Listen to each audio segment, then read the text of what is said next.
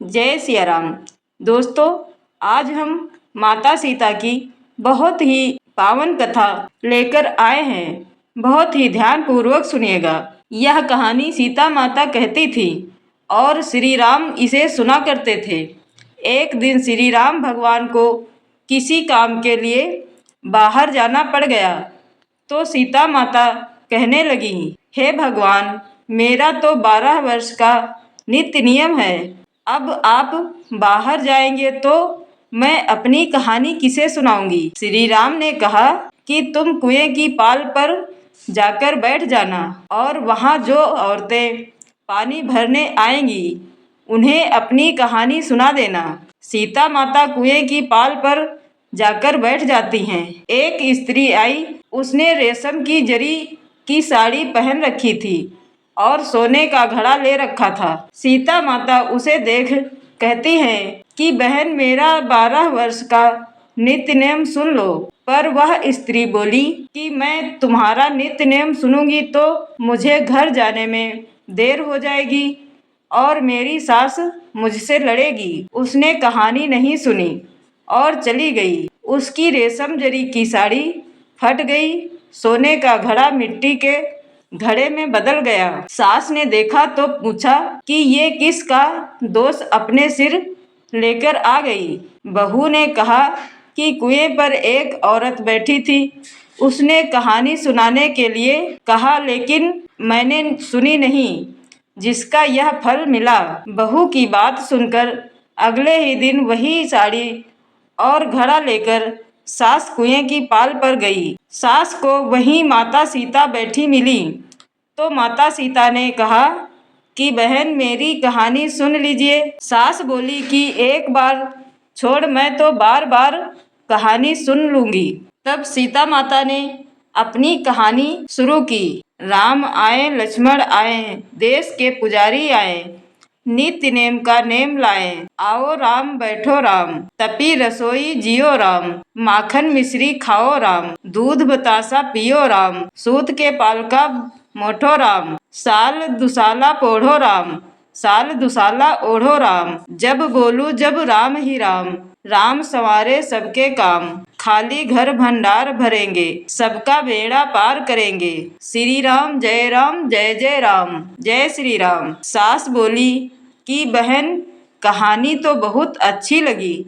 कहानी सुनकर सास घर चली गई और उसकी साड़ी फिर से रेशम जरी की बन गई। मिट्टी का घड़ा फिर से सोने के घड़े में बदल गया। बहू कहने लगी, सासू माँ, आपने ये सब कैसे किया। सास ने कहा कि बहू, तू दोष लगा के आई थी और मैं अब दोष उतार कर आ रही हूँ। बहू ने फिर पूछा कि वह कुएं वाली स्त्री कौन है। सास बोली कि वे सीता माता थीं। वे पुराने से नया कर देती हैं, खाली घर में भंडार भर देती हैं। वह लक्ष्मी का वास घर में कर देती हैं। आदमी की जो भी इच्छा हो उसे पूरा कर देती हैं। बहू बोली, ऐसी कहानी मुझे भी सुना दो। सास बोली कि ठीक है, तुम भी सुनो। और सास ने कहानी शुरू की। राम आए, लक्ष्मण आए, देश के पुजारी आए, नित्य नेम का नेम लाए। आओ राम, बैठो राम, तपी रसोई जियो राम, माखन मिश्री खाओ राम, दूध बतासा पियो राम, सूत के पालका मोठो राम, साल दुसाला ओढ़ो राम, साल दुसाला ओढ़ो राम, जब बोलू जब राम ही राम, राम संवारे सबके काम, खाली घर भंडार भरेंगे, सबका बेड़ा पार करेंगे। श्री राम जय राम, जय जय राम। कहानी सुनकर बहू बोली कि कहानी तो बहुत अच्छी है। सास ने कहा कि ठीक है, इस कहानी को रोज कहा करेंगे। अब सास बहू रोज सवेरे उठती, नहाती धोती और पूजा करने के लिए बैठ जाती। नित्य नेम की सीता की कहानी कहती। एक दिन उनके यहाँ एक पड़ोस की औरत आई और बोली कि बहन, जरा सी आँच देना। जो वह बोली कि आँच तो अभी हमारे जलाई ही नहीं। पड़ोसन ने कहा कि तुम सुबह 4 बजे से उठकर क्या कर रही थी। फिर उन्होंने कहा कि सुबह उठकर हम पूजा करते हैं, फिर सीता माता की नित्य नेम की कहानी कहते हैं।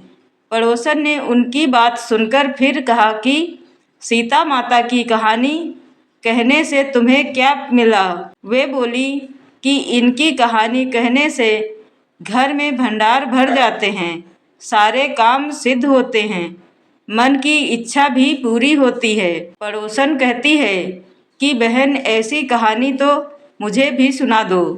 फिर वह बोली कि ठीक है, तुम भी यह कहानी सुन लो। राम आए लक्ष्मण आए, देश के पुजारी आए, नित्य नेम का नेम लाए, आओ राम बैठो राम। सारी कहानी सुनने के बाद पड़ोसन कहने लगी, बहन कहानी तो मुझे बहुत अच्छी लगी। अब वह पड़ोसन भी नित्य नेम सीता माता की कहानी कहने लगी। कहानी कहने से सीता माता ने पड़ोसन के भी भंडार भर दिए। अब तो पूरे मोहल्ले में नित्य नेम की कथा चल पड़ी।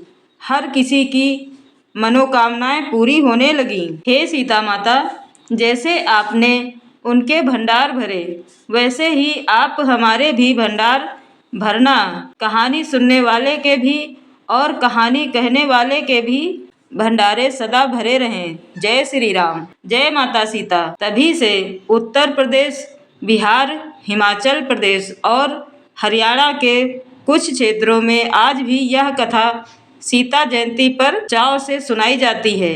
दोस्तों, आपको यह कथा कैसी लगी कमेंट करके ज़रूर बताएं और जय सिया राम लिखें। हम मिलेंगे एक और नई कहानी के साथ। तब तक के लिए नमस्कार, धन्यवाद।